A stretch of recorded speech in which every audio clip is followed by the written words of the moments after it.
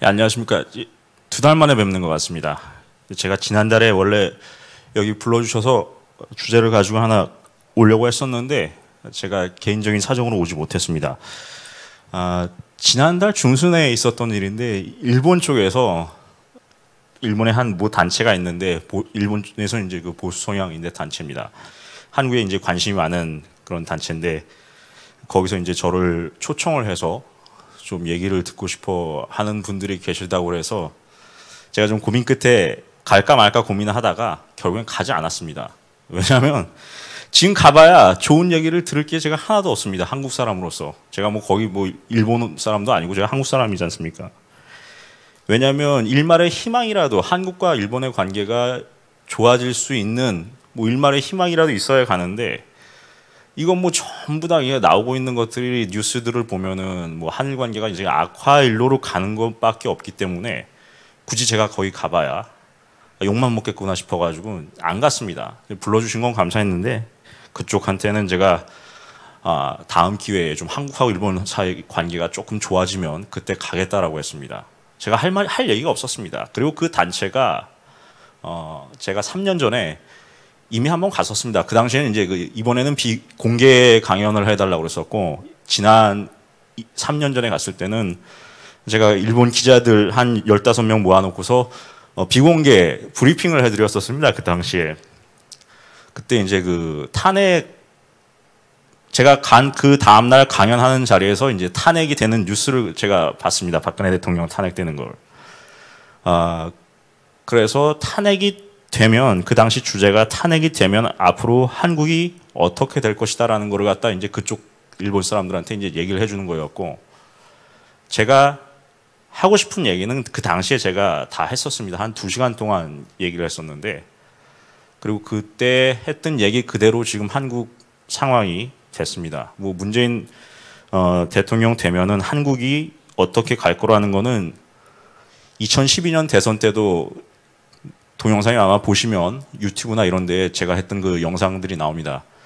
문재인 씨가 대통령이 되면 오게 될 세상이라고 해가지고 이제 유튜브에서 이제 그 강연을 했었고 그 큰 테두리에서 바뀌지 않고 지금 그대로 진행이 되고 있습니다. 앞으로 제가 여러분들한테 약속 드릴 수 있는 건 이거예요. 뭐 제가 뭐 말주변도 없는 사람인데 한 가지 분명한 건 여러분들에게 최대한 사실에 가까운 얘기를 해드릴 수 있다는 거 하나는 약속을 드릴 수가 있습니다. 그리고 오늘 제가 드리는 얘기도 그렇게 밝은 얘기는 아닙니다. 제가 뭐 이렇게 원래 비관적인 사람은 아닙니다. 저는 기본적으로 저도 기자이기 때문에 곤조가 있고 근성이 있기 때문에 저도 좀 독한 부분이 있으니까 지금까지 버티고 있는 거죠. 제가 기자 생활 17년째 하고 있습니다. 대학교 3학년 때 시작해서 처음에 저와 함께 기자 생활을 시작했던 그리고 소위 말하는 이 보수 우파 운동을 시작했던 동료들이 있었습니다. 뭐 남자도 있고 여자 동료도 있고 그런데 지금 다 나가 떨어지고 저 혼자 남아 있어요. 그래서 지금 이쪽 진영에서 일하는 분들 보면은 저보다 나이는 많을지 모르겠는데 저보다 이쪽에서 오래 하고 있는 사람이 거의 없습니다. 뭐 김성욱 선배 하나 있을까? 그렇죠. 그 정도고 나머지 사람들은 뭐 저보다 다 이쪽에서 오래 했던 사람들 그렇게 제가 본 적 없습니다. 그러니까 17년이라는 시간이 길면 길고 짧은 건데 조금 있으면 어쨌든 강산이 2번 변하니까 제가 가진 정보가 뭔가 했더니 휴먼 리소스, 인간 정보입니다. 휴먼 인텔리전스라고 그러죠. 인간 정보는 제일 많은 것 같아요. 그러니까 이쪽에도 이제 사기꾼들이 굉장히 많거든요. 그래서 저 사람하고 같이 가면은 그건 필히 100번 망한다 뭐 이렇게 하는 그런 정보는 있습니다. 근데 저는 지금 혼자 일하는 이유가 왜 그럴까요, 여러분?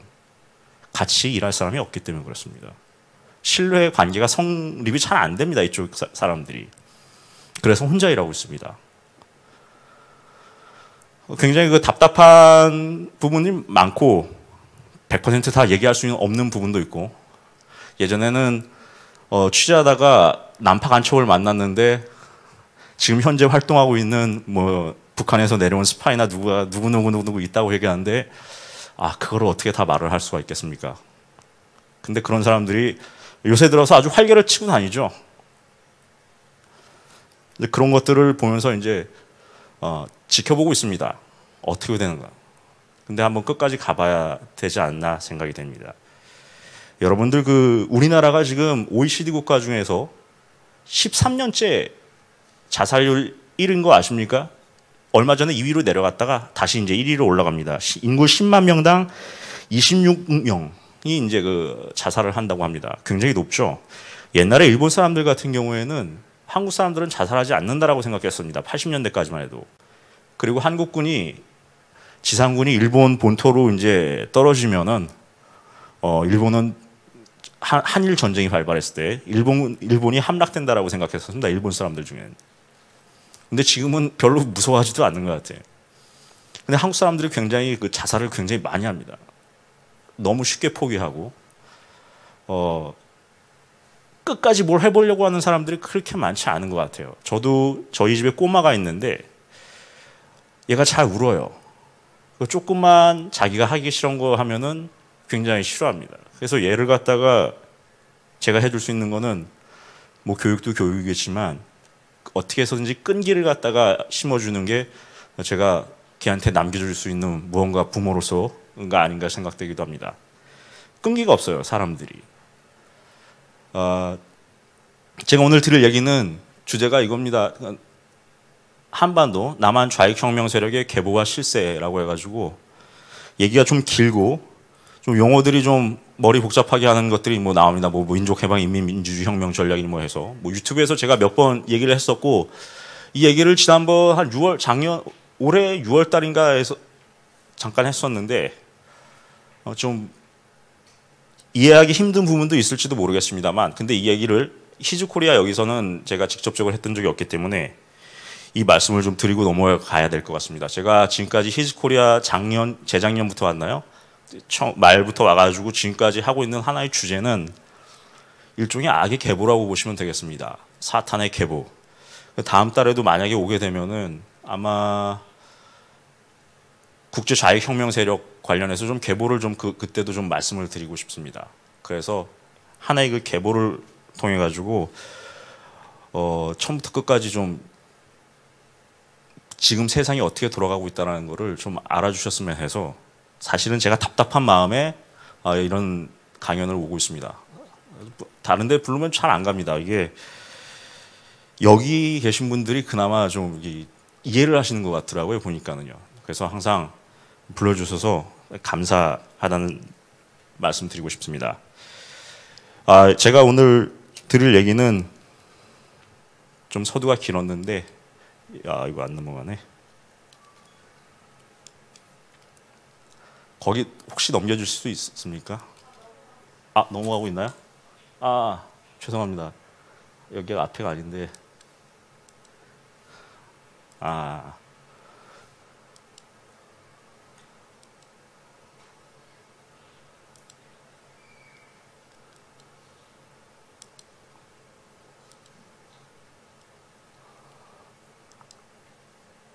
예. 칼 막스입니다, 여러분. 칼 막스가 유태인이죠, 여러분. 근데 이 칼 막스가 공산주의, 사회주의를 만든 사람입니다. 이 칼 막스의 일생을 보면 아주 재밌는 사람입니다, 이 사람. 굉장히 자본주의적으로 살았습니다.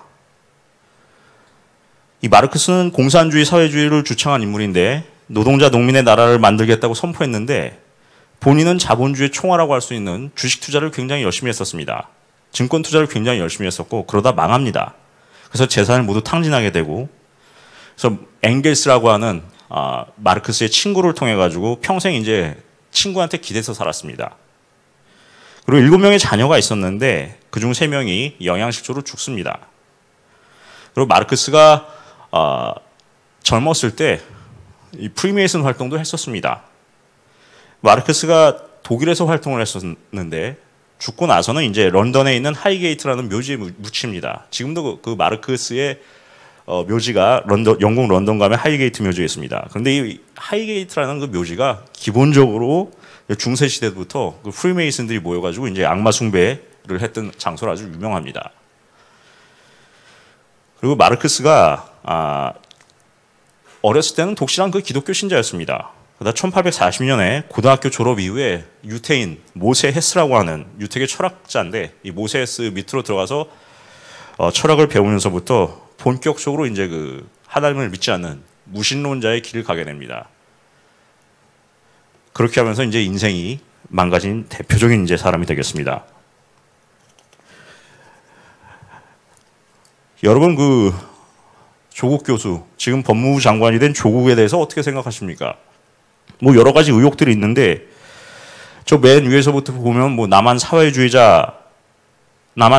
노동자 동맹, 줄여서 이제 산호맹이라고 하는데 저거 연루 의혹이라고 되어 있는데 연루 의혹이 아니라 실제로 저기서 활동을 했었습니다. 아주 중요한 역할을 했었고 저 조직에서 이론가였습니다. 조국이란 사람이. 제가 이 산호맹이란 조직에 대해서 10년 전에 기사를 썼었고 지금 나오고 있는 언론에 나오고 있는 그 산호맹 관련 그 자료들이 제가 10년 전에 썼던 그 자료를 넘어가지 않습니다. 그래서 조금 있다가 이 산호맹에 대해서 말씀을 드리겠습니다. 이 사람 굉장히 그 머리는 좋은 사람 같습니다. 서울대 파리학번이고 1992년도에 사상과 자유라는 책을 펴면서 이제 국가보안법 폐지를 여러 차례에 걸쳐서 일관되게 얘기했던 사람입니다. 그리고 이 사람이 몇 년 전에 한겨레 신문이라는 신문 아시죠? 거기에 이제 그 칼럼 기고하면서 김영승이라고 하는 빨치산을 옹호하면서 국가보안법 폐지를 그 주장을 했었습니다. 여기서 말하는 김영승이라는 사람을 옹호했다라는 이 말은 뭐냐면 김영승은 빨치산 활동을 6.25 전후에 해서 했던 사람인데 우리 국군 5명을 갖다가 살해했었습니다. 그런 인물을 갖다가 옹호하면서 국가보안법 폐지를 주장했던 인물이 바로 조국이라는 사람입니다. 조국이 그러고 무슨 얘기를 했습니까? 본인이 자유주의자이자 본인은 사회주의자이다라고 얘기했습니다. 여러분 사회주의와 자유주의가 양립이 됩니까? 저도 제가 정치학을 전공했는데 사회주의와 자유주의가 양립이 가능하다라고 얘기하는 사람은 저 사람이 처음이었어요. 그냥 사회주의자라고 얘기하면 될 것인데 사회주의와 자유주의자이다라고 그렇게 본인을 스스로 규정을 내렸습니다. 그러니까 기준 자체가 없는 사람 같아요. 제가 봤을 때는.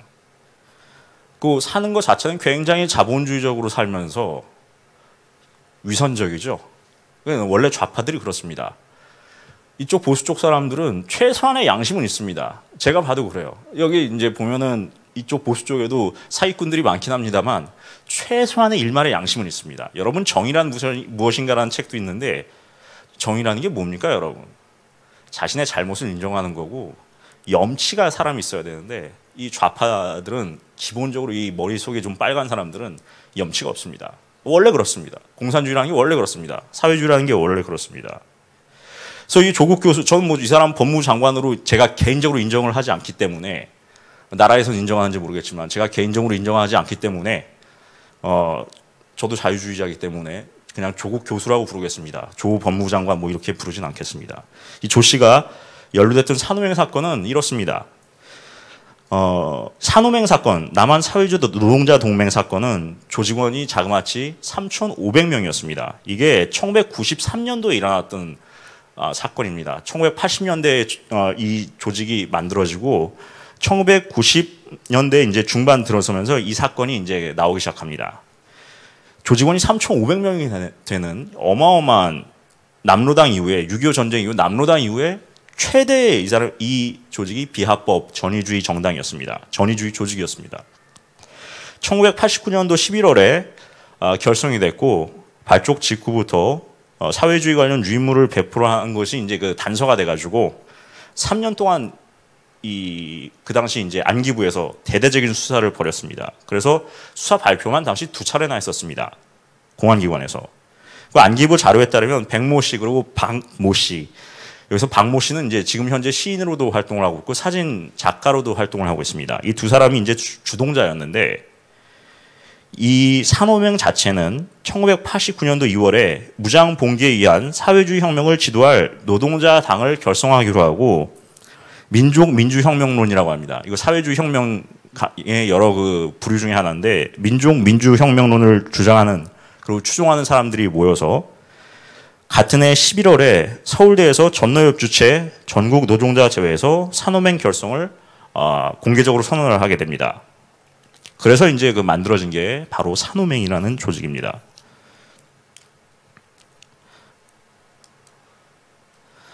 산호맹은 기본적으로 이 주체 사상 조직하고는 좀 다릅니다. 이 정통 막스 레닌주의, 공산주의, 사회주의 이 당을 조직하는 것을 목표로 해가지고 레닌의 당 조직 건설 원칙을 모방해서 중앙위원회를 최고 지도부로 하고 그 밑에 조직위, 편집위, 그리고 각 시도 지방위를 뒀습니다. 왜냐하면 조직 자체가 한 3,500명이 되는 거대 조직이기 때문에 분파, 조직 자체가 굉장히 분류가 나뉘어졌었습니다. 그래서 산호맹 같은 경우에는 이 각 분야의 그 뛰어난 사회주의 혁명 인자들을 갖다 물색해서 자기 소개서를 제출하게도 했었고 사상성, 비밀 활동성, 그리고 개인의 능력 등 그 조직위원이 되려고 하는 사람들을 부류를 50여 가지 기능에 따라서 엄격한 심사를 거쳐서 조직원을 만들게 했습니다. 포섭을 했습니다. 저게 옛날 그 기사에 나오는 조국 교수 사진입니다. 이 산호맹 조직원들 같은 경우에는 조직 자금을 마련하려고 1인당 300만 원 내지 많게는 이제 1,000만 원까지 해서 책임제로 모금을 해서 조직에 이제 기부를 하도록 했습니다. 3,500명이나 되는 조직을 이끌다 보니까 돈이 많이 필요하다 보니까 한 사람당 300만 원, 90년대에 300만 원, 많게는 뭐 1,000만 원씩도 해가지고 이제 돈을 내게 했었습니다. 그 당시 돈으로 굉장히 큰 돈이죠. 그리고 친지 집을 상대로 해서 강도질, 절도질도 했었고 결혼식을 갖다 위장 결혼식을 해가지고 이제 축의금이 들어오면 그걸 갖다 이제 조직에 이제 넘기는 그런 식의 활동을 했습니다. 그러니까 다 사람 속이고서 하는 거죠. 아니 결혼식을 갖다가 속여가지고 그거 축의금 받고서 그걸 갖다 이제 조직에 헌납하는 그런 활동을 했던 조직이 바로 이 산호맹이라는 조직입니다. 제가 드리는 이 얘기는 그 당시 신문에 보도됐던 내용을 말씀을 드리는 겁니다. 그 신문도 뭐 조선일보나 중앙일보나 동아일보나 뭐 이런 문화일보나 이런 보수 성향 신문이 아니라 뭐 한겨레, 뭐 경향신문 뭐 이런 데에 나왔던 내용을 중심으로 해가지고 제가 드리는 얘기입니다. 본인들이 하는 얘기니까 뭐 틀리진 않을 겁니다. 다음에 보시는 자료는 뭐냐면은 이 산호맹 조직원들이 그 충성 맹세할 때 쓰는 그 자료입니다. 이 자료도 제가 민주화 기념사업회인가 해가지고 그 홈페이지에서 다운로드 받았던 자료입니다. 저기 뭐 어떻게 뭐 조직에 충성하겠다라는 구구절절히 이제 내용이 나오는데 여기서는 이제 잘 보이진 않습니다.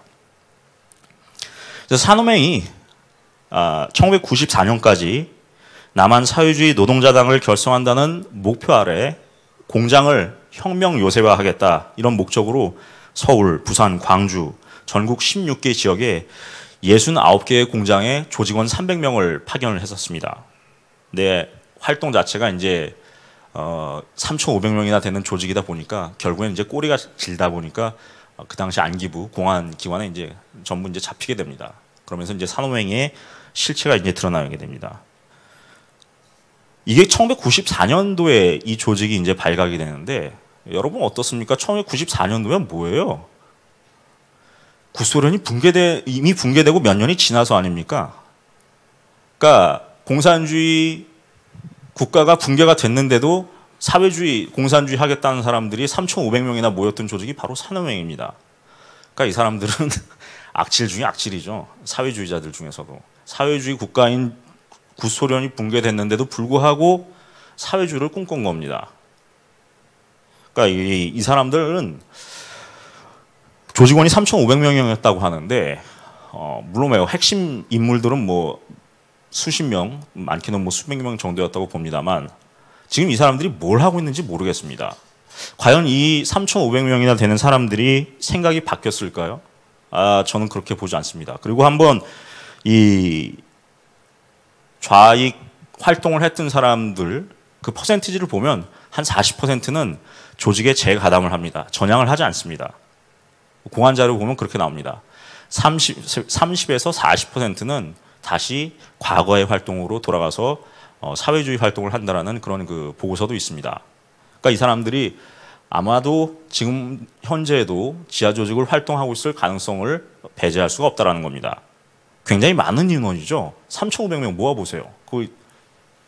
여기 강당 다 해도 500명 정도 되나요, 여기가요? 몇 배죠? 굉장히 많은 겁니다. 근데 이런 과거에 대해서 자신의 활동에 대해서 이 좌파 활동을 했던 사람들 특징이 회개하지 않습니다. 그게 왜 그러냐? 이 사람 제가 지난 처음에 여기 왔을 때 말씀을 드렸던 사람인데 유리 베즈메노프라고 해서 러시아 전 구소련 KGB 요원이었던 사람입니다. 이 사람이 주로 했던 분야는 KGB 내에서 심리 사상전을 담당을 했던 인물입니다. 유리 베즈메노프라고 해서 굉장히 유명한 사람인데 미국 쪽에서는, 우리나라에는 이 사람이 많이 알려져 있지 않습니다. 유리 베즈메노프가. 유리 베즈메노프는 얼마 전에 죽었습니다. 이 사람이. 이 사람 책도 있고 그런데 아직 국내에는 번역이 안 돼 있습니다. 이 사람이 했던 얘기가 뭐냐면은 비도덕화라는 개념을 만들었습니다. 영어로 demoralization인데 이 사람이 한 얘기가 이겁니다. KGB가 존속했던 게 1954년부터 1991년까지 구소련 붕괴될 때까지 이제 존속을 했었는데 KGB는 구소련 정보기관이죠. KGB가 했던 주 업무가 첩보 활동이 아니라는 겁니다. KGB가 첩보 활동에 투자하는 시간, 자금, 그리고 인력은 전체의 15% 정도였고 나머지 75%는 적국, 즉 미국, 일본, 한국과 같은 자유민주주의 국가, 적국을 겨냥한 이념적 전복 또는 심리전을 했다라는 겁니다. 75%의 예산을, 어마어마한 그 공산주의 시대의 예산을 KGB라는 정보 조직이 심리전을 하는데 사용을 했다라는 겁니다. 그래서 이 사람은 이 심리전은 뭐냐면 적국의 사람들, 국민들의 사고 인식 체계를 갖다가 좌경화시키는 겁니다. 요게 디모럴리제이션이라고 해서 비도덕화 과정인데 이런 그 대대적인 세뇌 공작 과정이 30년 정도면 끝난다라는 겁니다. 첫 번째 단계는 뭐냐면 디모럴리제이션이라고 해서 비도덕화 단계인데 이게 15년에서 20년 정도 걸립니다. 한 세대를 교육을 통해서 사람의 생각을 좌경화하는 데 걸리는 시간이 15년에서 20년이면 끝난다라는 겁니다. 한국, 일본, 미국 등 자유진영 국가의 젊은이들의 머릿속에 마르크스 레닌주의를 심어서 집중적으로 세뇌를 하는 겁니다.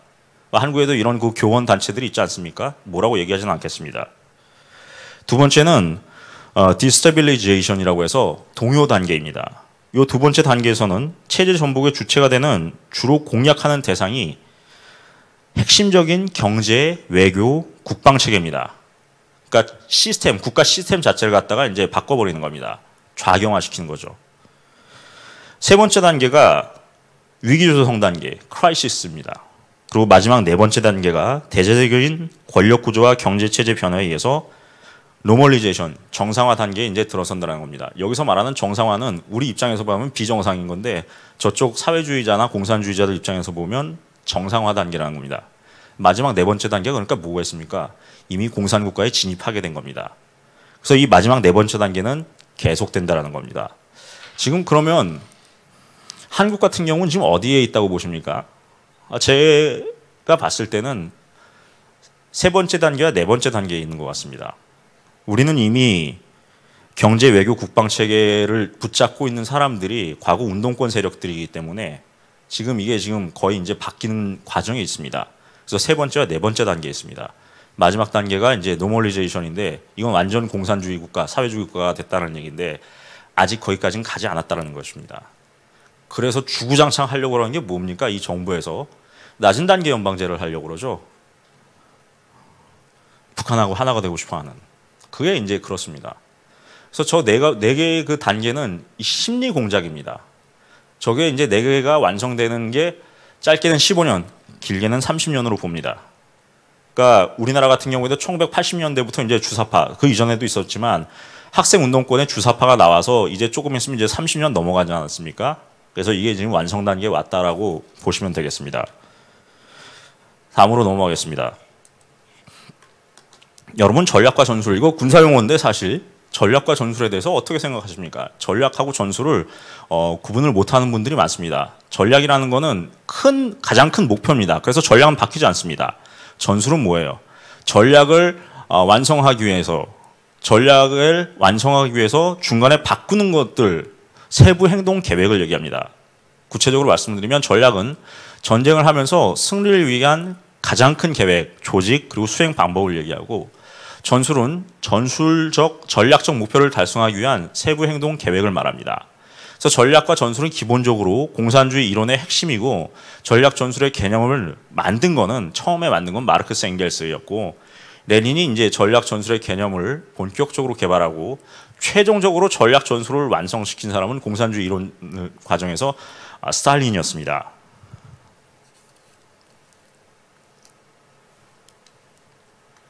민족해방 인민민주주의 혁명 체계라는 것은 이 북한의 대남 혁명 저게 전략일까요? 전술입니까? 전략입니다. 민족해방 인민민주주의 혁명. 굉장히 이름이 길긴 한데 저기서 말하는 민족해방 인민민주주의의 목표는 북한의 조선노동당 규약 전문에 나와 있습니다. 북한의 조선노동당 규약은 북한 헌법보다 상위에 있는 겁니다. 북한은 이렇게 얘기합니다. 노동당 규약 전문에서 공화국 북반구에서 사회주의의 완전한 승리를 일으켜 전국적 범위에서 민족해방과 인민민주주의 혁명 화합을 완수하는 데 있다고 합니다. 이들의 북한의 최종 목적은 온 사회를 주체사상화하고 공산주의 사회를 건설하는 데 있고 혁명 전략이 이렇기 때문에 북한의 김정은 체제가 붕괴돼서 대한민국 주도의 자유통일을 하지 않는 한 북한의 당면 목적인 온 사회의 주체사상화는 절대 바뀌지 않는다라는 북한의 전략이 있습니다. 여기서 말하는 민족해방이 뭐겠습니까? 여기서 말하는 민족해방은 미제국주의로부터 한반도의 인민들을 해방시키는 겁니다. 그래서 여기서 뭐가 나옵니까? 주한미군 철수 이론이 나옵니다. 여기서 말하는 민족해방은 일본도 마찬가지로 제국주의 국가로 북한은 보기 때문에 일본과 미국을 한반도 인민으로부터 떼어놔야 된다는 겁니다. 그래서 반미, 반일을 하게 됩니다. 저 전략에 따라서 지금 반일도 진행이 되고 있는 겁니다. 반미도 마찬가지입니다. 인민민주주의는 민중민주주의라고 해서 저것은 인민대중이 주도하는 사회주의 국가를 만든다라는 겁니다. 그렇게 해서 이 두 개를 같이 붙여서 민족해방, 인민민주주의, 혁명 전략이라고 합니다. 다음으로 넘어가면 북한의 한반도 공산화 과정을 보도록 하겠습니다. 민족해방, 인민민주주의, 혁명 전략에 따라서 앞서 말씀드린 것처럼 민족해방이라는 용어는 북한의 입장에서 남한의 실질적인 지배자가 누굽니까? 북한은 미국이라고 봅니다. 그래서 미국을 남한 땅에서 축출을 하고 남한 민족의 해방을 이룬다는 뜻이 바로 민족해방이고 후자 인민민주주의 혁명은 남한의 보수 정권을 미국의 대리 통치 체제로 봅니다. 그래서 과거 이명박 정부나 박근혜 정부도 미국의 하수인이라고 봅니다. 북한의 입장에서 이런 남한 정부 이거는 전부 반드시 이제 타도를 해야 하는 대상으로 보는 겁니다. 결론적으로 이 두 용어가 민족해방, 인민민주주의, 혁명 전략 이 두 용어가 합쳐져서 북한의 이제 전략이 되는 것이고 이 두 가지 혁명이 완수되면 우리 대한민국은 북한식 사회주의로 이제 진입을 하게 됩니다. 그래서 최종 목적은 김정은 독재하에 공산주의 국가가 이제 나오는 게 바로 북한의 민족해방, 인민민주주의 혁명 전략의 최종 결과입니다. 저게 지금 진행이 되고 있죠? 제가 봤을 땐 진행이 되고 있습니다. 다음으로 북한의 대남 혁명 전술을 보면은 크게 조직 형태, 투쟁 형태, 표 형태 해가지고 세 개가 있습니다. 이게 이제 여러분들한테 이게 익숙치 않은 용어들인데, 사회주의자, 공산주의자들이 자신들의 그 혁명 전략을 완수하기 위해서 구사하는 이 전술들입니다. 아까 말씀드린 것처럼 전략이 있고 그 밑에 전략을 완성하기 위한 행동 방식, 이걸 전술이라고 했는데 저런 그 대남 혁명 전술이 여러 가지가 있다는 겁니다. 이것도 거의 수학 공식처럼 되어 있습니다. 공산주의 이론은 굉장히 수학 공식 같습니다. 첫 번째로 조직 형태, 투쟁 형태, 세 번째로 표 형태가 있는데 구체적으로 말씀드리면 조직 형태는 지하당 구축 전술이라고 하는 게 있습니다. 지하당 구축이라는 게 뭡니까? 간첩 조직 만든다고 생각하시면 되겠습니다. 그걸 이제 지하당, 보이지 않는 당이라고 해서 지하당 조직이라고 하고, 두 번째는 통일 전선 전술, 세 번째가 프락치 전술입니다. 프락치는 이제 프랙션이라고 하는 그 말에서 온 건데, 프락치가 뭐죠? 그러니까 예를 들어서 우파 정당이 있습니다. 그 우파 정당에다가 간첩, 프락치를 심는 거를 그 프락치 전술이라고 합니다. 프락치 전술의 경우에는 말씀드린 것처럼 보수 정당의 좌익 세력들 또는 간첩을 침투시키는 그 전술을 말합니다. 예를 들어서 뭐 보수 정당 내에서, 뭐 자유한국당 내에서도 뭐 국가보안법 폐지하다, 6.15 공동선언 실천하자, 낮은 단계 연방제 그렇게 나쁘지 않다, 이렇게 말하는 사람들이 만약에 있다면 이런 사람들이 대표적인 프락치라고 보시면 되겠습니다. 다음으로 넘어가겠습니다. 낮은 단계 연방제는 제가 이거 여러 차례 여러분들한테 아마 말씀을 드렸던 걸로 알고 있습니다. 낮은 단계 연방제가 뭡니까? 북한의 통일 전략입니다. 원래 낮은 단계 연방제 이전에 북한의 통일 전략이라는 게 그냥 연방제였죠. 고려 연방제. 고려 연방제에서 조금 바꾼 거를 갖다 이제 낮은 단계 연방제라고 하는데, 낮은 단계 연방제를 갖다가 최초로 얘기했던 게 이제 북한의 김정일입니다. 죽은 김정일인데 2001년도 10월 6일 평양시 보고대회에서 김정일이 이 얘기를 처음 했었습니다. 낮은 단계 연방제의 특징이 뭐냐면, 기존의 연방제에서는 전제 조건이 있습니다. 통일 과정에서, 남북한 통일 과정에서 전제 조건이 주한미군 철수시키고 공산주의 활동을 합법화하고 이런 것들이 있습니다. 그리고 국가보안법을 폐지하는 세 가지를 갖다가 전제 조건으로 해서 남북한 통일하자고 하는 것이 고려 연방제였는데, 낮은 단계 연방제에서는 이런 전제 조건이 없습니다. 기존의 연방제에서 주장했던 국보법 폐지, 주한미군 철수, 공산주의 활동 합법화, 이 세 가지 조건을, 전제 조건을 집어넣지 않은 게 그 특징입니다. 이게 뭡니까? 떡밥을 아주 김정일이가 잘 던진 거죠. 머리가 좋으니까. 느슨한 형태의 1국가 2체제의 낮은 단계 연방제가 기본적으로 하나의 국가인데 체제가 두 개인 겁니다. 지금의 홍콩하고 중국을 생각하시면 되겠습니까? 1국가 2체제죠. 그렇죠? 그게 중국과 홍콩의 관계가. 낮은 단계 연방제도 1국가 2체제를 기본으로 하고 있습니다. 근데 낮은 단계 연방제를 하게 되면 어떻습니까? 통일이 된 거잖아요. 주한미군이 필요하겠습니까? 필요 없습니까? 자연적으로 주한미군이 철수하게 된다는 겁니다. 국가보안법도 자연스럽게 폐지가 되고, 그럼 뭐예요? 공산주의 활동도 자연스럽게 합법화가 됩니다. 이게 낮은 단계 연방제의 함정입니다. 근데 낮은 단계 연방제를 하려고 그러잖아요. 지금 현재 정권이. 그래서 자연스럽게 낮은 단계 연방제를 남북한이 하게 되면 북한이 요구하는 대로 공산주의 활동이 합법화됩니다. 요새는 그리고 공산주의가 왜 나쁘냐도 이제 막 설명을 해야 됩니다. 이제 그런 세상이 돼버린 거예요. 그래서 제가 주류냐, 우리나라 사회에서 주류냐, 제가 주류가 아닙니다. 지금 제가 봤을 때 제 스스로 제가 평가하면 저처럼 얘기하고 다니는 사람이 없기 때문에 제가 비주류가 된 겁니다. 이제 그런 세상이 이제 온 거죠. 그리고 나서 인민민주주의 정권, 북한이 주도하는 인민민주주의 정권에 의해서 북한과 하나가 돼서 한반도가 사회주의화 되는 겁니다. 낮은 단계 연방제가 이래서 굉장히 무섭습니다. 우리나라 소위 말하는 자칭 진보 단체, 제가 봤을 땐 좌파 단체인데, 극좌 단체인데, 낮은 단계 연방제 통일을 아주 적극적으로 주장을 했던 그 단체가 있습니다. 지금 현재는 이제 다른 단체로 이름을 바꿔서 이제 활동을 하고 있고, 민주주의 민족통일 전국연합이라고 하는 단체가 있습니다. 줄여서 이제 전국연합이라고 하는데, 1991년도에 출범 이후부터 몇 년 전에 없어질 때까지 이름을 바꾸면서 다른 단체로 활동하면서까지 줄곧 주장한 것이 낮은 단계 연방제였습니다. 저기 사진 보시면 앞에 있는 사람이 만세 부르고 있고 뒤에 있는 사람들도 같이 만세 부르고 있죠. 저 2001년도 9월 달에 군자산이라고 하는 산이 있습니다. 충청도에 있나 그러는데, 거기서 모여가지고 낮은 단계 연방제 통일을 하자고 그러면서 결의를 하면서 만세 부르고 있는 장면이 바로 저 장면입니다. 사실은 저게 낮은 단계 연방제를 주장을 하면 국가보안법 적용이 돼서 저 사람들 사실 좀 수사를 받아야 되는데, 그때 그런 게 없었던 걸로 알고 있습니다. 그래서 저 사람들끼리 저렇게 만세 부르고 했던 문건이 있습니다. 저 사람들이 만든 문건이 당시에. 저게 이제 군자산의 약속이라고 합니다. 군자산에서 만세 부르면서 낮은 단계 연방제 통일을 하자고 자기들끼리 약속하면서 만든 문건과, 그리고 그 약속을 군자산에서 해서 군자산의 약속이라고 합니다. 주요 내용을 보면은 남북한 평화협정 체결하는 내용이 나오고, 평화협정 체결하고 나서 주한미군 철수시키고, 그리고 국보법 철폐를 위한 남북연대 연합 합법화, 남북 재정당 사회단체 연석회의, 그래서 통일민족기구를 만든다. 그리고 2001년을 기점으로 해서 향후 10년, 그럼 2012년인가요? 2012년에 연방 통일 조국을 만든다라는 게 저 사람들이 2001년도에 했던 약속입니다. 근데 재밌는 게, 우리 문재인 대통령께서 자주 했던 얘기입니다. 낮은 단계 연방제는 정권 교체를 통해 다음 정부 때 반드시 이루겠다라고 이렇게 여러 차례 얘기를 했었죠. 문재인 대통령이 그렇게 얘기했었습니다.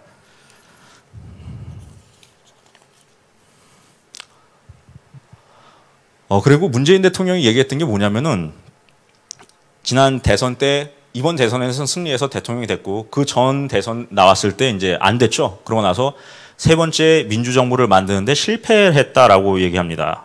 근데 이거 좌파 세력이 말하는 민주화 또는 민주주의의 그 근본적인 의미가 있습니다. 문재인 대통령 특징이 자유민주주의라는 발언을 잘 안 합니다. 그 이유가 있습니다. 칼 막스는 뭐라고 했냐면 데모크라시, 그냥 민주주의죠. 민주주의는 사회주의로 가는 길이다라고 했고 레는 민주주의는 사회주의와 불가분의 관계에 있다고 했습니다. 그러니까 그냥 자유가 삭제된 민주주의라는 것은 사회주의와 별반 다르지 않다라는 겁니다. 그래서 세 번째 민주정부라는 의미는 이 얘기로 보시면 되겠습니다. 여기에 가깝다라고 보시게 되겠습니다. 그래서 우리가 자유라는 그 단어가 굉장히 중요합니다. 이 사람들이 뭘 하려고 그럽니까 최근에? 지난번에 논란이 있었죠. 우리 헌법에서 자유를 삭제하겠다라고. 그렇죠? 여러분 자유가 삭제되면 뭐예요? 자유가 삭제되면 우리 눈에 보이지 않던 것들 언론, 출판, 집회, 결사의 자유 이게 다 마음대로 못하게 된다는 겁니다.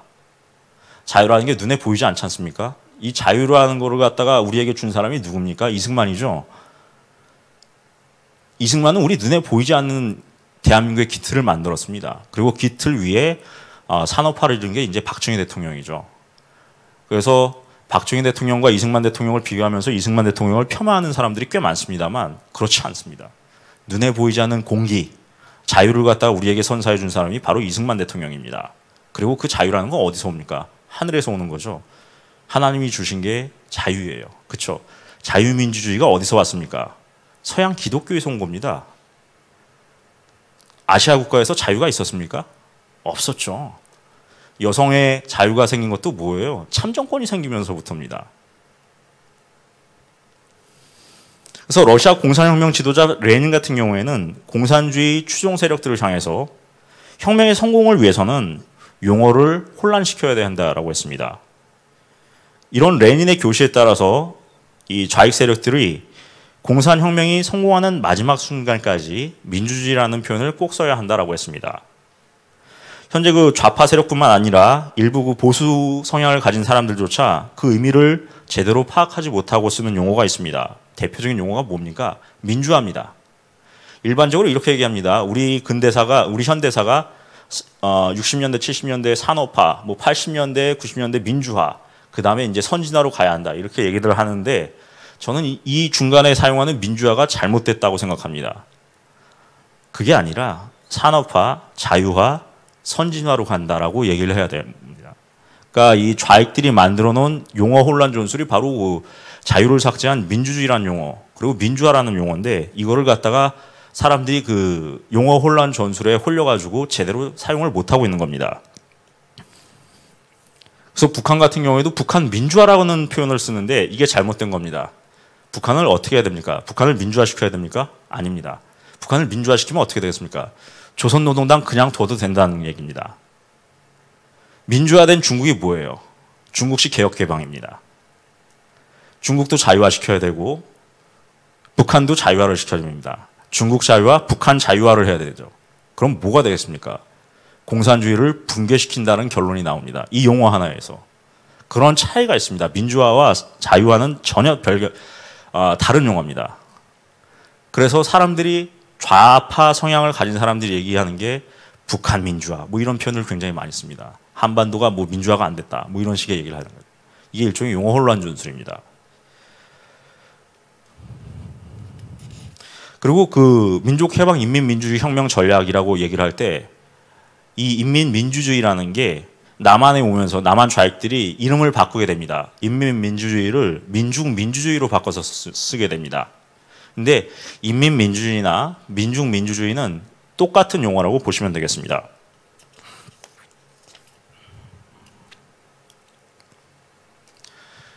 이 남한 좌익 세력의 사상적 배경 크게 이제 두 가지입니다. 제가 조금 전에 말씀드린 민중민주주의 그리고 주체사상을 두 개를 기반으로 하고 있습니다. 말씀드렸다시피 민중민주주의는 북한의 대남적화 노선인 민족해방 인민민주주의 혁명 전략을 말할 때 인민민주주의와 똑같습니다. 민중이 주인 되는 세상, 인민민주주의, 민중민주주의 똑같습니다. 그리고 이 민주주의와 민중민주주의 이 주체사상의 최종 목표가 뭐겠습니까? 북한 주도의 공산주의 국가입니다. 다음으로 북한의 대남 공작 조직에 대해서 말씀을 드리겠습니다. 북한의 대남적화 노선인 인민민주주의 혁명 전략에 따라서 북한이 대남 공작을 하고 있죠. 그래서 북한의 주요 대남 공작 조직을 보면은 노동당 산하 대남 조직으로 통일전선부, 대외연락부라는 게 있습니다. 대외연락부는 지금 현재 225국, 225국으로 이름을 바꿔서 쓰고 있고 작전부, 35실 해서 총 4개의 조직들이 있었습니다. 그리고 인민군 총참모부 산하에 정찰국, 국가안전부위 등이 있었는데 김정일이가 이제 죽기 몇 년 앞두고 나서 2009년이죠. 그러니까 작전부하고 35호실을 정찰국으로 이제 정찰국하고 통합해서 정찰총국을 만듭니다. 정찰총국 수뇌가 누구였습니까? 김영철입니다. 김영철이 언제 왔죠? 지난 동계올림픽 때 왔었죠. 이만한 모자 쓰고 온 사람, 얼굴 엄청 크고 떡대 크고 그 사람이 김영철입니다. 정찰총국 국장이었습니다. 그리고 대외연락부, 노동당 내각 산하의 소속을 변경하면서 225국으로 이름을 바꾸고 225국은 남한 내 간첩들, 좌익 세력들을 갖다가 주도하는 핵심 조직입니다. 이 225국이 또 뭘 하느냐? 해외에서 활동하는 대남 공작 조직을 갖다가 225국이 관할을 합니다. 그래서 해외 공작 조직 보도록 하겠습니다. 해외 공작 조직이라는 게 대표적인 게 이제 그 북한의 교민 정책을 먼저 보면은 북한이 이제 북한 헌법, 국적법 보면은 해외 동포를 북한의 공민이라고 합니다. 공민으로 이제 규정을 하고 있고 북한은 이 해외 교포들을 의식화 교육을 통해서 한반도 공산화를 위한 혁명 역량 강화, 그러니까 공산화를 위한 세포로 생각을 한다는 겁니다. 그래서 해외 공작을 위한 그 조직이 있는데 말씀드린 것처럼 225국에서 해외 공작 조직들을 관할을 하고 있습니다. 현재 해외에서 활동하는 그 북한의 대남 공작 조직들을 보면은 핵심 단체가 30개 정도고 이 핵심 단체 밑에 180여 개의 해외 공작 조직들이 활동을 하고 있습니다. 대표적인 그 해외 공작 조직이 뭐가 있습니까, 여러분? 일본에 있는 제일본 조선인 총연합회, 줄여서 이제 조총연이라고 하죠. 조총연 지금도 활동을 하고 있습니다. 조총연을 보면은 여기 이제 일본어로 되어 있는데 그냥 조직이 이렇게 복잡하다라는 것만 보시면 됩니다. 해외 이 종북 단체 중에서 가장 규모가 큰 단체가 바로 일본에서 활동하는 조총연이라는 단체입니다. 이 조총연이라는 단체는 우리 대한민국 헌법상 반국가 단체입니다. 반국가 단체로 이제 규정이 됐고 이 일본 공안 자료를 보면은 2012년 기준으로 해서 일본 정부에서 회원 수가 5만 명입니다. 그러니까 빨갱이가 5만 명이나 된다는 얘기입니다. 일본 내에. 그리고 조총연은 발족 당시부터 북한식 사회주의를 추구해 왔습니다. 여기서 말하는 북한식 사회주의가 뭡니까? 아까 말씀드린 민족해방, 인민민주주의 혁명을 갖다가 완수하기 위한 조직을 말합니다. 이게 바로 북한식 사회주의입니다. 조총연의 목표는 조직의 목표를 크게 두 가지로 설정하고 있습니다. 첫째는 일본 내에 있는 조선인들의 생활 총화, 옹호. 두 번째가 북한의 목적에 부합하는 행동을 하는 겁니다. 두 번째가 중요합니다. 북한의 목적에 부합하는 행동이라는 게 뭡니까? 친북 활동을 한다는 겁니다. 이를 위해서 조총연은 모든 공산 조직이 그런 것처럼 아주 강력한 저 표를 보시는 것처럼 중앙 집권적인 체제로 움직여 왔습니다. 조총연 조직은 맨 꼭대기에 중앙기관이 있고 이 중앙기관을 필두로 해서 지방본부, 지부 그리고 분해로 나눠져 있습니다.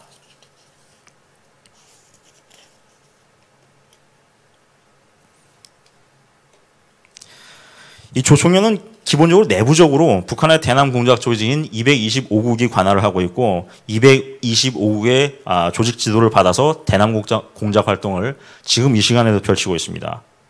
이 조총연에는 이제 핵심 조직이 있습니다. 이 핵심 조직이라는 게 이제 바로 학습조라고 하는 조직입니다.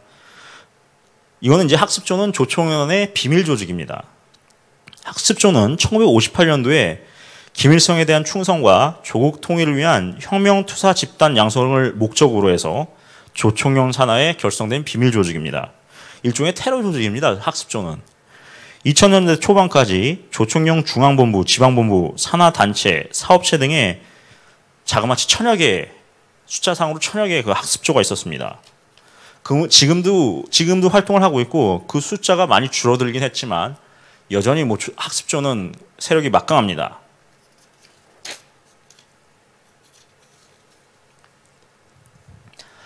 다음으로 북한에 대해서 이 조총련이 헌금을 어마어마하게 많이 했었습니다. 조총련은 1990년대 초까지만 해도 일본 전역에 39개의 그 신용조합, 일종의 은행이죠, 은행. 신용조합을 가지고 산하에 176개나 되는 점포가 있었습니다.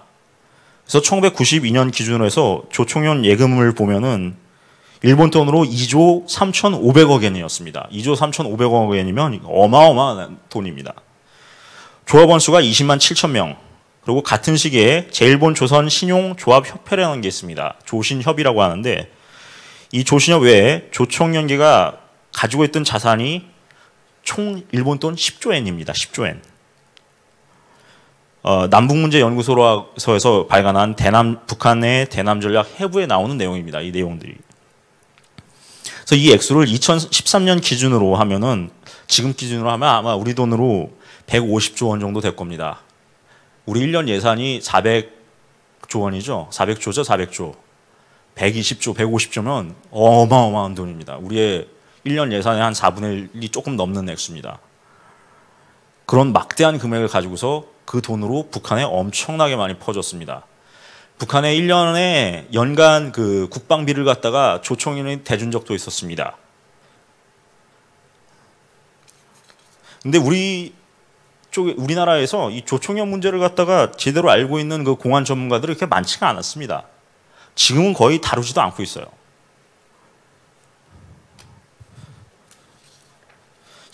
그러다 보니까 이제 공안 전문가들이 이제 씨가 마르는 거죠. 그래서 대한민국 파교 공작은 이 조총련을 통한 우회 공작, 직접적인 공작과 조총련을 통한 우회 공작이 있습니다. 요게 가장 큰 비중을 차지합니다. 북한이 지금 직파 간첩을 갖다가 직접적으로 남한에 이제 보내는 건 이제 굉장히 힘들어졌으니까 조총련을 우회해서 일본을 경유해서 남한으로 들어온 간첩들이 굉장히 많습니다. 이거는 파악이 안 됩니다. 왜냐하면 한번 이 국적 세탁을 일본으로 해가지고 오기 때문에 조총련을 경유해서 오는 간첩들 같은 경우에는 잡기가 2배, 3배 어려웠던 것으로 알고 있습니다. 그래서 북한과 조총련의 관계는 지금 이 시간에도 계속되고 있고 북한 자료 보면은 김일성, 김정일, 김정은이 그동안 보낸 조총련에 또 돈을 또 조금씩 북한이 또 보내줍니다. 그게 돈이 장학금 명목으로 해서 보내준 게 159차례에 걸쳐서 471억 엔이라고 합니다. 이것도 굉장히 많은 액수죠. 그러니까 조총련이 보낸 거는 수십 조엔을 갖다가 북한에 보내주고 찔끔찔끔 이제 장학금 명목으로 이제 북한이 조총련에 또 넘겨주는 겁니다. 다음으로 조총련의 남한 운동권 지원 실태를 보면은 1970년대, 80년대 간첩의 33% 조총련을 통해서 유입이 됐었습니다. 그리고 1989년도 조총련 학습조가 1000개에 5천여 명 있었고 80년도부터 88년 기간 동안 8년 동안 조총련의 교육을 받고 돈을 받은 인원들의 800명이 우리나라 남한 언론계로 침투하게 됩니다. 이 사람들이 아마 지금도 언론계에서 활동하고 있지 않나 생각이 됩니다. 일본 내 북한 대남 공작원 총수가 저게 뭐죠? 640명 정도 된다고 합니다. 저 일본 쪽 자료하고 우리나라 쪽 자료 같이 나온 자료를 갖다 제가 이제 섞은 겁니다. 범민전 조직도를 보겠습니다. 범민전이라고 하는 이 단체는 기본적으로 이적 단체입니다. 우리나라 국법법상. 이 범민전은 뭐냐? 조국통일 범민족연합이라고 해서 국법법 철폐, 주한미군 철수, 연방제 통일 등 북한의 대남 노선을 노골적으로 추종을 해온 단체입니다. 이 범민련이 지금도 있습니다. 남한의 그 범민련이 따로 있고 북한 범민련 그리고 해외 범민련에서 3자 연합으로 되어 있습니다.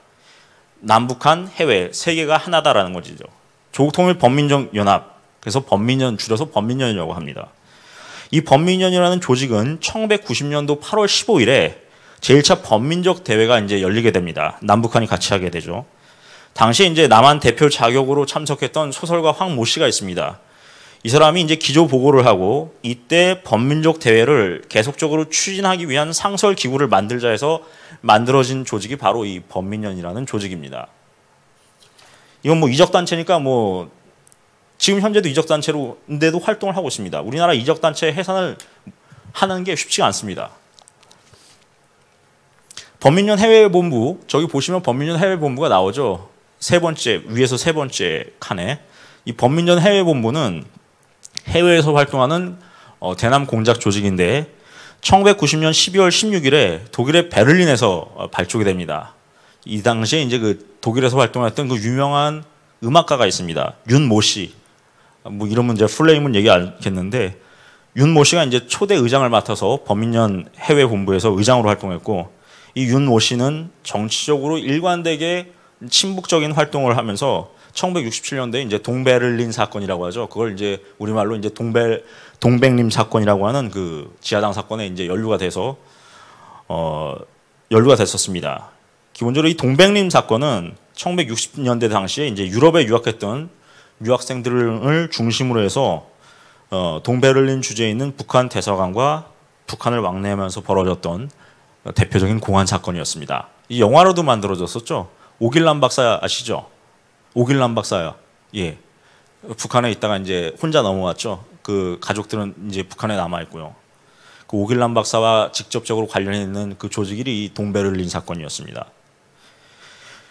그리고 이 범민연 해외본부 초대 의장을 맡았던 작곡가 윤모 씨는 동백림 사건 이후에도 1995년도 11월 사망시까지 북한을 왔다 갔다 하면서 친북적인 활동을 했던 것으로 알려져 있습니다. 이 범민연 이외에 기타 해외 공작 조직을 보면 여기 범민연 해외본부는 뭐 1990년에 김일성의 교시로 조직됐고 90년도 8월 15일에 제1차 범민족 대회가 나왔고 범민연 해외본부 공동사무국이 이제 조총현 일본에 있습니다. 박용이 이제 주도했다 뭐 그런 얘기인데 뭐 그냥 넘어가도록 하겠습니다. 저게 중요하지 않아서 그러는 게 아니라 시간이 그렇게 많지 않아가지고 그냥 넘어가는 겁니다. 기타 해외 대남 공작 조직이 지금 말씀드린 일본에서 활동하는 조총련 그리고 범민연 외에 또 큰 게 한 세 가지 정도가 있습니다. 일본과 독일에서 활동하는 조직 이외에 중국에서 활동하는 제중 조선인 총연합회라는 조직이 있습니다. 그리고 이 단체는 주로 하는 일이 탈북자들 잡는 겁니다. 중국하고 연계해서. 그 다음에 미국에도 있습니다. 재미동포 전국연합이라고 하는 이 조직이 있는데 이 조직은 북한에 대한 대북 지원을 갖다가 하라고 미국 의회나 이런 데다 로비를 굉장히 많이 합니다. 세 번째가 국제고려인 통일총연합회라고 해서 우즈베키스탄을 거점으로 해가지고 중앙아시아에서 활동하는 해외 대남 공작 조직입니다. 우리나라 국회의원 중에요. 누구라고 얘기는 하지 않겠는데 우즈베키스탄을 자주 오고 가는 사람이 있습니다. 이름은 얘기하지 않겠습니다. 아주 자주 갑니다. 뭐 하는지는 밝혀진 게 하나도 없습니다. 그 사람 홈페이지에 들어가도 우즈베키스탄에서 뭐 했다는 얘기가 없습니다. 그래서 그냥 지켜보고 있습니다. 제가 말씀드린 게 2259 북한의 대남 공작기구 2259이 하는 일이 해외 대남 공작기구 조직을 갖다가 관할하는 것 이외에 남한에 있는 지하당 스파이들을 갖다가 지도하는 게 두 가지 일이라고 말씀을 드렸죠. 그 2259과 연계해서 남한에 그동안에 그 다수의 지하당들이 존재해 왔습니다. 지하당 말을 지하당이라고 하는데 과거에는 이걸 갖다가 그냥 간첩단 사건이라고 했었습니다. 근데 지금은 좀 용어를 바꿔가지고 지하당 사건이라고 합니다. 그냥 편하게 얘기할 땐 공안 사건이라고 그러죠. 6.25 전쟁 이후로 남로당이 와해됐는데 이게 완전히 와해된 게 아닙니다. 사람들이 그대로 남아가지고 그래서 그걸 잔존 세력이라고 하죠. 잔존 세력이 그대로 남아가지고 북한의 노동당의 지도성을 인정하는 지하당 건설 사업을 하게 됩니다. 지하당이라는 건 눈에 보이지 않는 당, 비밀스럽게 활동한다 해서 지하당입니다. 지하당이 지상으로 오르면 뭡니까? 그게 지상당이죠. 그냥 언론에 그대로 노출된 당. 지하당의 핵심 지도부는 공안당국의 적발로 그때그때 조직이 와해가 됐었습니다. 그런데 이념적, 역사적인 맥은 지금도 계속 이어지고 있습니다. 그동안 여러 그 공안 사건들이 있었는데 저 표를 보시는 것처럼 1964년에 있었던 인혁당 사건부터 해가지고 최근에 있었던 왕재산 간첩단 사건까지 해가지고 쭉 그 60년대부터 최근까지 해서 다양한 그 지하당 사건이 여러분 보이시죠? 근데 저 조직들이 공안 사건들이 완전히 그 조직이 와해된 적은 한 번도 없습니다. 조직을 일망타진한 적이 없습니다. 그러니까. 그리고 그 남은 사람들이 아까 말씀드린 것처럼 한 40%는 다시 재범을 하게 됩니다. 조직에 가입해서 전향을 안 하고. 그래서 지금까지 쭉 이어져 옵니다. 마지막으로 2011년에 있었던 게 왕재산 사건이 있었는데 저 왕재산 사건 이후에도 지금도 지하당이 있을까요? 없을까요? 저는 지금은 지하당이 없어도 되는 세상이 되었어요. 그냥 지상으로 나와서 활동하고 있잖아요, 지금.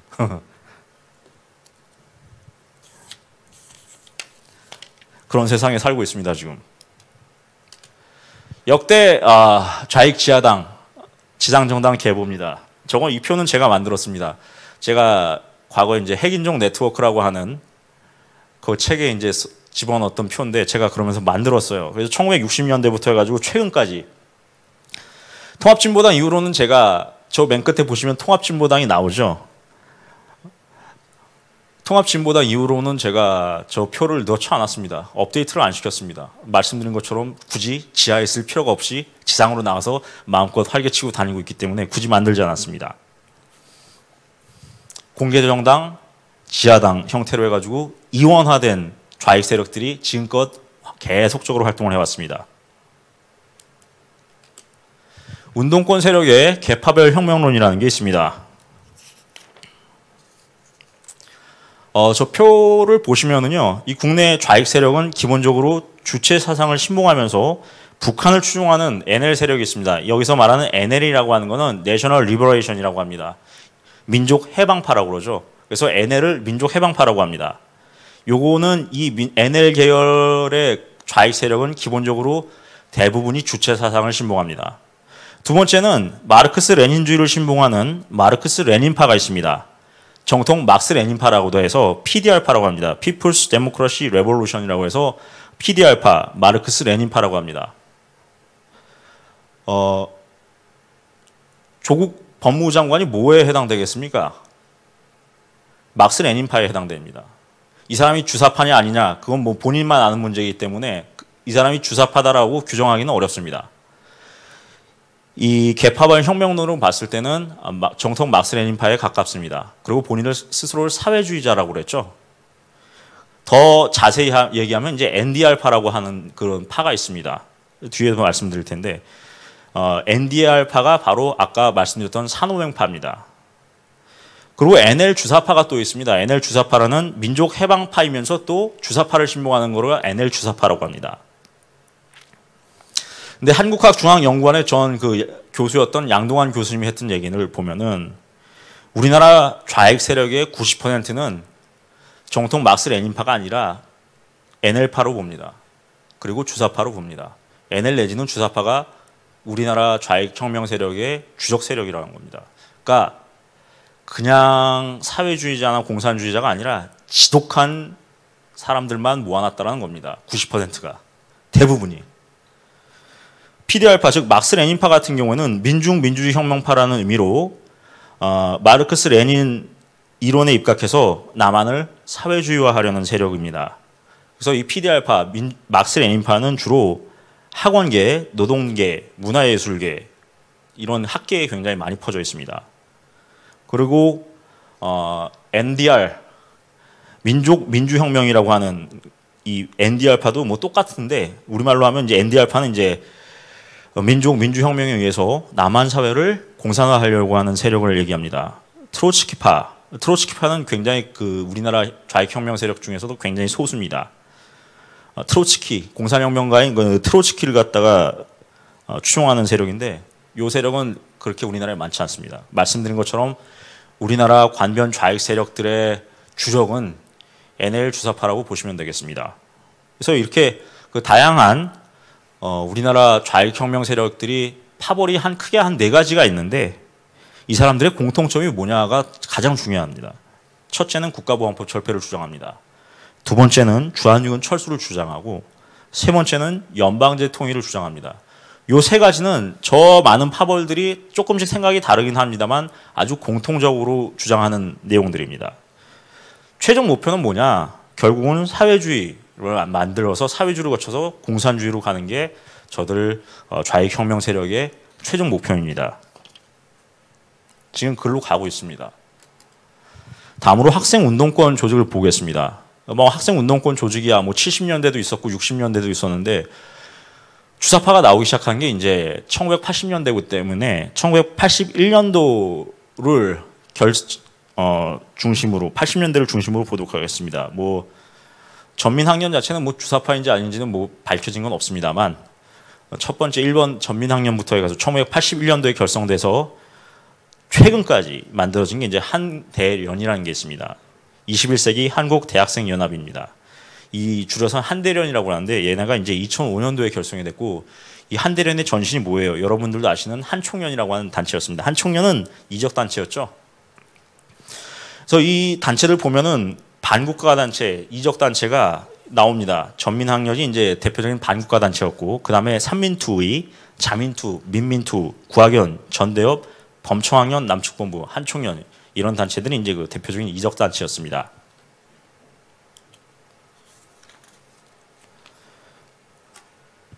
이 사람들은 누군가요, 여러분? 지금 현재 몇 명을 빼고 대부분 지금 청와대에 있는 사람들입니다. 청와대 요직에 있는 사람들이 이제 대부분 전대협 등 과거 운동권 세력이었죠. 참 조선일보 보도 보니까 60% 정도가 지금 우리 정부의 요직에 이제 들어가 있다고 하죠. 운동권 출신들이 전체의 60%. 우리나라 같은 경우에도 아까 제가 말씀드린 것처럼 1980년대에 극좌파 학생운동이 있었고 그 이후에 20년이 지나서 유리 베즈메동프가 얘기했던 디모럴리제이션의 과정, 비도덕화의 과정을 거치면서 특히 김대중 노무현 정권 시기를 거치면서 이들 극좌파 세력들이 이제 그 정계로 이제 진출을 하게 됩니다. 그래서 우리나라도 북한과 남한의 좌파 세력들이 말하는 비도덕화 운동을 이 사람들이 이제 주도를 해온 것이죠. 현재 문재인 정부의 청와대 인적 구성을 보면은 이념적 구성을 보면 극단적인 좌파로 좌향자로 평가할 수가 있습니다. 장관급에 해당되는 비서실장, 1급 공무원에 해당되는 비서관, 그리고 3급에서 5급 공무원에 해당되는 행정관의 대부분이 전대협을 비롯한 학생운동권 출신들이었고 그 나머지 인원들은 뭐 학생운동권까지는 아니지만 그 이후에 좌파적 성향을 가진 시민단체에서 활동했던 사람들입니다. 다음으로 넘어가겠습니다. 그러면 지금 남북한이 변하고 있는데 북한은 변한 게 있습니까, 여러분? 북한 핵무기 포기했나요? 없죠. 안 포기했죠. 그렇죠? 김정은이가 나중에 핵폭탄을 자폭하는 한이 있어도 김정은이 핵을 포기할 리가 없습니다. 변한 건 우리만 변하고 있습니다. 우리 대한민국만. 북한 노동당 규약에 명시된 한반도 적화 부분이 삭제 또는 수정될 가능성이 없습니다. 두 번째는 북한의 대남 전략의 사상적 토대가 뭡니까? 주체사상 그리고 선군혁명 노선을 폐기할 가능성이 있느냐? 없습니다. 세 번째는 북한의 대남 비방 중상, 심리전 활동, 통일전선 공작 등의 중단 가능성 없습니다. 네 번째, 간첩 공작, 공격 지향적 군사력 배치, 육해공항에서의 무력 도발, 대남 군사 위협, 파괴 전복 활동, 대한민국 파괴 전복 활동 북한이 중단하겠습니까? 전무합니다. 앞으로도 계속할 겁니다. 대량 파괴 무기 대표적인 게 뭐가 있습니까? 핵과 미사일 계속 개발하고 툭하면 싸우고 있죠. 지금 이 시간에도 얼마 전에도 계속 미사일 쏘는데 요새는 북한의 미사일을 미사일이라고 하지 않고 뭐라고 그럽니까? 불상 발사체라고 하죠. 불상 발사체라고 해가지고 미사일이라는 표현을 쓰지 않고 있습니다. 대량 파괴 무기 개발을 계속 하고 있습니다. 그러니까 이거를 갖다가 중단시킬 가능성 앞으로도 없습니다. 우리만 변한 겁니다. 북한 내부의 개혁 개방 가능성 있습니까, 여러분? 없습니다. 전무합니다. 우리만 변하고 있는 겁니다. 여러분, 공산주의자들의 전략이 뭐겠습니까? 저는 공산주의자들의 전략은 기본적으로 우리 기독교 세계를 파괴시키는 겁니다. 첫 번째는 공산주의자들이 기독교 세계를 파괴시키기 위해서 뭘 합니까? 첫 번째, 사상을 어지럽힙니다. 악마가 사람들을 갖다가 타락시키려면 선과 악, 그리고 좋고 나쁜 거, 옳고 그름에 대한 사람의 관념을 뒤집어 놔야 됩니다. 그래서 나쁜 것을 좋은 거라고 하고 악한 거를 선한 거라고 해야 됩니다. 악화가 양화를 구축하게 만드는 게 바로 사상을 어지럽히는 겁니다. 첫 번째, 신이 없다고 속입니다. 하나님이 존재하지 않는다고 속이는 것이죠. 유물론을 만듭니다. 독일의 철학자 포이에르바하 이렇게 얘기했습니다. 하나님은 인간의 내재적 본성에 불과하다. 인간이 신이란 얘기입니다. 공산주의 인터내셔널 찬가, 공산주의자들이 부르는 노래를 보면은 지금까지 어떤 구세주도 없었다라고 노래를 합니다. 사람의 윤리, 도덕, 문화, 사회 구조, 이성적 사고 등은 모두 신에게서 비롯된 건데 이거를 부정하는 게 공산주의 사상입니다. 두 번째는 유물론입니다. 유물론 망언. 마르크스주의 철학, 즉 공산주의 철학은 물질이 1차적이고 정신이 2차적이라고 합니다. 그래서 인간을 디옥시리보핵산, DNA 복합체의 일부에 지나지 않는다라고 하는 게 공산주의죠. 인간을 영혼이 있는 존재로 생각하지 않습니다. 유물론은 그래서 무신론의 근거가 됩니다. 유물론의 대표적인 게 공산주의가 아니겠습니까? 유물론은 공산주의 사상은 하나님을 부정하는 게 기본이죠. 두 번째는 엉터리 진화론입니다. 여러분, 진화론에 대해서 제가 작년에 한번 말씀을 드렸었는데 이거 진화론 이거 다 근거가 없습니다. 다윈의 진화론은 근거 없는 가설이죠.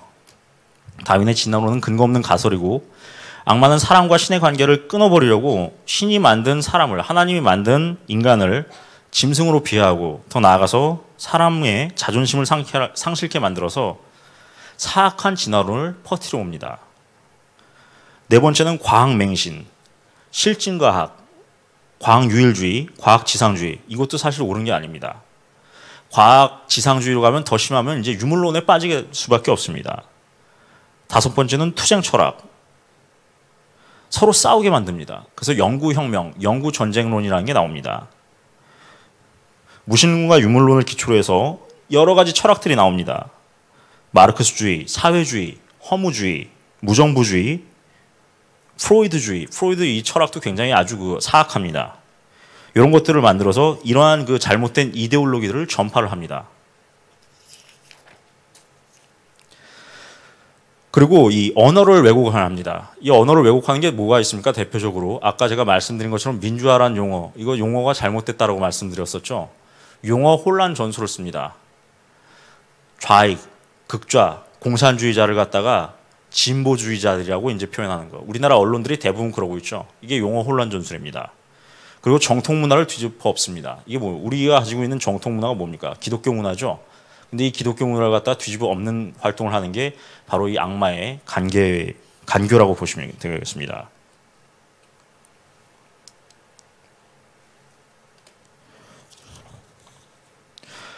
그리고 매체를 갖다 이제 통제합니다. 아, 이게 안 맞는구나. 아, 여기 나오네요. 매체, 미디어를 통제합니다. 사람들을 속이기 위해서 악마가 백방으로 노력하는 게 뭡니까? 잘못된 정보를 갖다 유통을 시키는 겁니다. 그중 가장 중요한 게 뭡니까? 매스컴입니다. 가짜뉴스를 퍼뜨립니다. 그래서 생계에 쫓기는, 먹고 사는 거에 바쁜 우리 대다수 민중이 방대한 정보 속에서 진짜 중요한 내용을 취득할 방법이 없고 소수의 사람, 그러니까 저나 여러분 같은 사람들, 제정신 가진 사람 같은 경우에는 지혜와 용기로 악마의 음모를 간파하고 있음에도 불구하고 그 목소리가 크지 않기 때문에 다수의 대중에 그냥 묻혀버리는 것이죠. 그래서 대세를 좌우하지 못합니다. 이게 문제라는 것이죠. 그 다음에 음란, 도박, 마약을 보급합니다. 뭐 자익사상이 판치게 되면 음란, 도박, 마약은 같이 확산이 됩니다.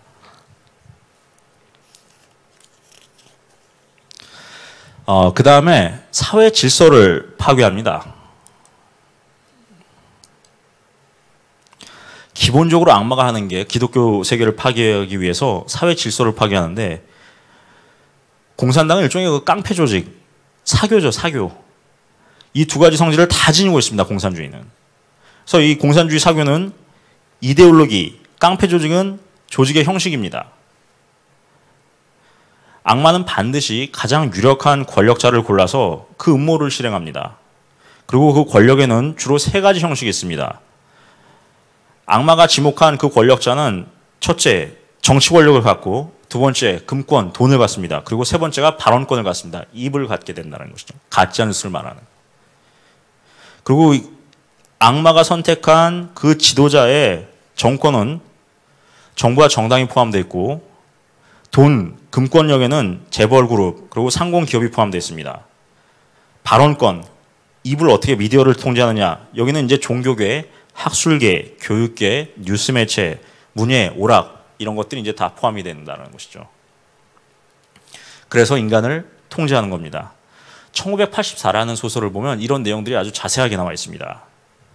그리고 교회를 잠식하고 가정을 해체합니다. 기본적으로 기독교 세계 파괴할 때 가장 먼저 하는 게 가정 해체입니다.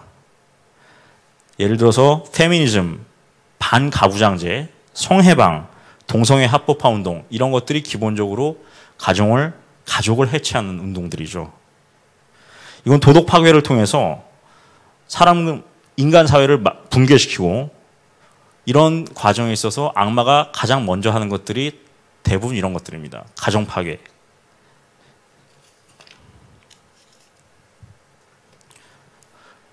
그 다음에 사회 운동을 조정해서 사회 혼란을 조장합니다. 전통적인 인류 사회를 철저하게 뒤집기 위해서 악마는 대규모 인구 이동, 사회 운동, 그리고 사회 혼란을 조성하는데 이 과정에서 사람들을 공포에 떨게 만들고 적어도 수백 년 동안 이렇게 만들어 갑니다. 대표적인 인구 이동이 뭐가 있습니까? 아랍 사람들이 유럽으로 가는 거죠.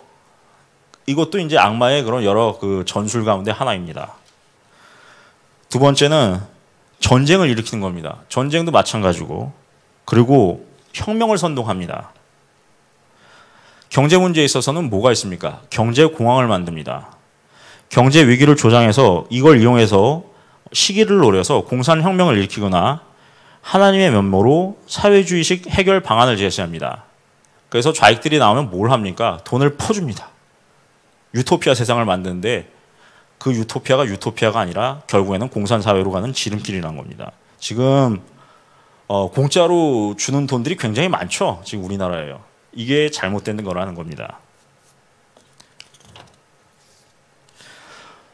사회운동을 이용하고 테러리즘 뭐가 있습니까? 기본적으로 공산주의자는 폭력혁명을 합니다. 말로 해서 안 되면 기본적으로 채찍 들고 칼 들고 총 드는 게 공산혁명, 테러리즘을 합니다. 공산주의 이론에 다 이런 것들이 나오지 않습니까? 엘리트들을 갖다가 끌어들여서 이 사람들을 갖다가 자기 편으로 만듭니다. 악마는 기본적으로 각 나라, 각 분야의 우수한 인재들을 끌어들여서 자기를 위해서 복종하도록 만듭니다. 우수한 사람들이 악마를 위해서 봉사하도록 맞춤형으로 이익을 주고 명령을 잘 듣는 정도에 따라서 부유하는 권력의 크기를 결정하게 됩니다. 뭐 누구라고 얘기하지 않겠습니다. 지금 뭐 똑똑한 사람들이 부역하는 사람들 많죠.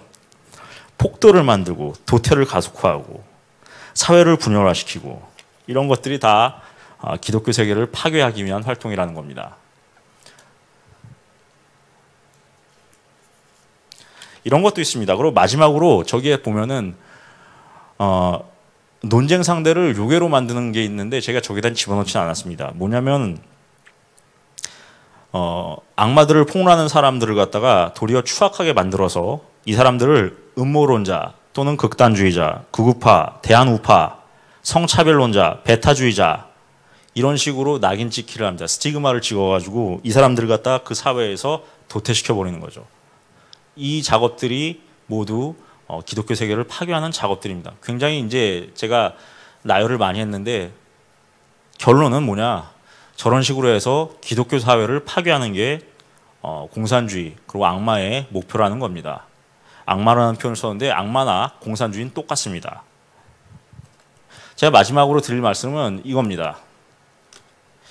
제가 항상 이승만 대통령이 했던 얘기들을 말을 맺는데 이것만 말씀드리고 끝을 맺도록 하겠습니다. 이승만 대통령이 이렇게 얘기했습니다. 저희 몇 년도더라? 1954년도에 미국을 이승만 대통령이 방문을 해서 당시 연설에서 했던 내용입니다. 이게 누구한테 얘기했냐면 한국 사람들한테 한 게 아니라 미국 사람들을 대상으로 했던 얘기입니다. 이렇게 말씀하셨습니다. 솔직히 말하면 여러분 여태 실패하고 있었다고 말씀드리지 않을 수 없습니다. 비록 그렇더라도 아직 늦지 않았습니다. 만약 여러분이 개인적으로 국가적으로 지금부터 싸움을 시작하면 아직 승리의 희망은 남아 있습니다. 선택은 여러분의 몫입니다. 나는 단지 그것이 옳은 선택이 되기를 기도할 뿐입니다. 여러분이 곧 싸움을 개시하지 않으면 미국이 옹호해오던 모든 것을 상실하게 될 것입니다. 그러나 여러분이 적에게 단호하게 저항하면 궁극적으로 자유민주주의를 구원하고 인류의 자유를 영속시키는 결과를 가져오게 할 것이다. 이렇게 말씀했습니다. 그래서 제가 지금까지 드린 얘기는 우리의 상황이 이렇게 지금 거의 절벽까지 와 있으니까 포기하고 미국이나 일본이나 해외로 도피하라고 드리는 말씀이 아니라 싸우라는 얘기입니다. 지금이라도 늦지 않았으니까 싸우라는 얘기입니다. 아주 간단하게 싸우는 거 뭐가 있겠습니까, 여러분? 저 같으면 이거 끝나고 나서 배가 고프니까 국대 떡볶이 갈 것 같습니다. 아주 간단하게. 그러니까 싸우는 사람들 갖다 북돋아 주시고 국대 떡볶이 가서 열심히 먹어줘야 된다는 것이죠. 국대 떡볶이 그 사장 되는 분 굉장히 훌륭하대요, 보니까. 그렇게 그 사업하시는 분이 자신을 가지고 그렇게 말씀하시기가 쉽지가 않은데 그렇게 한 방에 보내는 거 아니겠습니까? 그분이 그 독실한 기독교 신자라면서요, 교회 다니신 분이죠, 그렇죠? 크리스찬이잖아요. 그런 사람들이 잘 되도록 우리가 북돋아 줘야 되지 않겠습니까? 뭐 나가서 죽창 들고 누구처럼 싸우자, 뭐 일본을 상대로 싸우자, 뭐 그런 사람이 지금 법무부 장관이 됐는데 우리는 성경을 들고 싸워야 되지 않겠습니까? 저 사람들이 다 미쳤다고 하더라도 우리는 미친 짓을 똑같이 해서는 안 됩니다. 우리 자유민주주의자, 크리스천들은 말씀으로 싸워야 되지 않겠습니까? 총 드는 건 맨 마지막에 할 수가 있습니다. 그러나 제정신을 가지고 말로 싸우는 거를 우리가 해야 됩니다. 늦지 않았습니다. 국대 떡볶이도 먹어가면서 지금이라도 늦지 않았으니까 본인이 할 수 있는 거 뭐가 있습니까? 가서 주변 사람들을 갖다가 좀 변화를 하도록 만드셔야 될 것 같습니다. 지금 이대로 가면 굉장히 어려운 상황이 옵니다. 근데 여러분, 그래도 지금 마음이 편한 게 뭔 줄 아세요? 왜 그런 줄 아세요? 삼시세끼 밥을 먹고 있기 때문에 그렇습니다. 배고픔과 굶주림의 차이를 여러분 들어보셨습니까? 탈북자들이 얘기하는 거는 이렇다 합니다. 배고픈 건 그냥 배가 고파서 밥을 먹으면 끝나요. 근데 굶주리면은요, 사람이 자기 자식이 돼지 새끼로 보인답니다. 진짜 그렇답니다. 굶주림의 차이. 그러니까 우리가 아직까지 배고픈 적도 없고 굶주려 본 적도 없잖아요. 저도 마찬가지고 여기 계신 분들도 마찬가지. 근데 잘못하면 제가 늘 얘기하지만 베네수엘라에서는 지금 길거리에서 고양이를 갖다 잡아가지고 생으로 먹고 있습니다. 그 동영상 유튜브 보면 나옵니다. 제가 그거 가져와서 틀고 싶은데 너무 그 잔혹해가지고 그걸 틀진 않았습니다만 지금 그러고 있어요. 베네수엘라 남미에서 잘 사는 나라였습니다. 대한민국이 그러지 말라는 법 있습니까, 여러분? 우리 60년 전, 70년 전에 그러고 살았어요. 베네수엘라보다 훨씬 못 살았습니다. 거의 아시아에서 미개한 나라가 이렇게까지 잘 살게 됐는데 이거는 하나님이 돕지 않았으면 안 되는 거였죠. 근데 다시금 우리가 소돔과 고모라로 가려고 하고 있습니다, 여러분. 그래서 생각을 우리가 좀 바꿔야 되고 이승만이나 박정희 같은 사람이 나오게 해달라고 기도하는 것도 좋지만 우리 자신이 이승만, 박정희를 갖다가 조금씩 닮아가려고 노력을 해야 됩니다. 그러니까 이 모든 책임은 어떤 한 사람이 질 수가 없습니다. 이거를 갖다가. 사회를 바꾸는 건. 우리 여기 있는 각자, 저도 마찬가지고 여러분들도 마찬가지고 하루에 0.1%씩 이승만, 박정희를 그리고 예수님을 닮아가는 그런 삶을 살아야 되지 않겠나. 그러면 조금씩 변화가 올 거라고 봅니다. 너무 늦었는지는 모르겠습니다만 뭐 좀 늦었다고 할 때가 뭐 가장 빠르다라고 얘기하지 않습니까? 그래서 저는 끝까지 포기하지 말라는 겁니다. 우리 어머니 대한민국이, 우리 조국 대한민국이 저는 더 잘 살고 더 강한 나라가 되길 바랍니다. 그리고 마지막으로 더 자유로운 나라가 되길 바랍니다. 하나님의 나라에 가장 가까운 조국이 되길 바랍니다. 저는 그걸 위해서 한번 끝까지 가보려고 합니다. 여러분들도 포기하지 마시고 한번 끝까지 같이 가져주셨으면 하는 마음입니다. 제 얘기는 여기서 마치도록 하겠습니다. 감사합니다.